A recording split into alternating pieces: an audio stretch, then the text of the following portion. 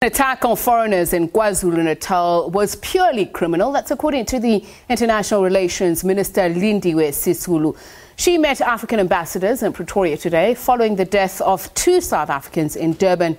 We're joined by our reporter Abongile Dumako to tell us a little bit more about that meeting. Abongile, a very good evening. Let's first start with what the mood was like. Obviously, this is an issue that has angered many people.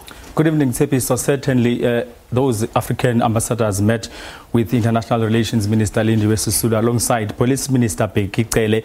The mood was not really easy to tell because when we got to that room where they were having the discussions, they were just sitting there as ambassadors are waiting to hear what our officials from our country, that is now Lindiwe Sisulu and Bekicele, have to say about the developments that we saw unfold in KwaZulu-Natal. A lot, of course, was discussed regarding as to basically what transpired that led, to the death of those 2 South Africans nationals who apparently had a squabble with the Malawian officials. But before we go any further, let's take a listen to the Deputy Minister of International Relations, Llewellyn Landers, explaining basically what happened that saw these sort of xenophobic attacks coming up. A foreign national shot a South African citizen, allegedly because the South African citizen was threatening him and making certain demands.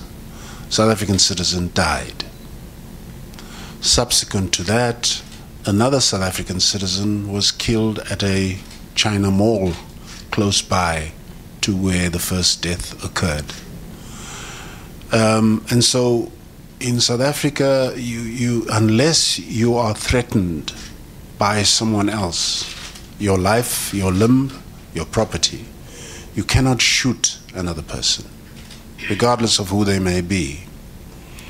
So this point we've stressed, and this will form part of our further discussions on Friday. And the issue of criminality, Abongile, has always been one that has also sparked a lot of debate. I remember 2015, there was debates on whether it's Afrophobia, whether it is criminality. So what was the reception of the other diplomats that were there? Basically, after that closed meeting that was actually chaired by Minister Lindiwe Sisulu, the sense that we got, in fact, according to the press conference that they held as officials, saying that they have had discussions on the matter, but because there were some loopholes that needed to be filled up in as far as the information that comes out of KwaZulu-Natal as to basically what happened that led to the death of these 2 South Africans. Of course, police are still conducting their investigations. Lindiwe Sisulu going on to tell us that on Friday they are going to reconvene as African ambassadors and, of course, themselves with the Department of Police and Department of Home Affairs to sort of get those possible solutions that would see xenophobic attacks or the alleged xenophobic attacks being a thing of the past. And of course that was actually received quite warmly, as the head of the diplomatic corps in South Africa, that is now Benem Poko, explains. I felt a lot of commitment from the 2 ministers who were present today, the police, the National Commissioner of Police and his colleagues, the ambassadors. I felt a sense of commitment. These things happening, let's find the causes for it and let's find solutions.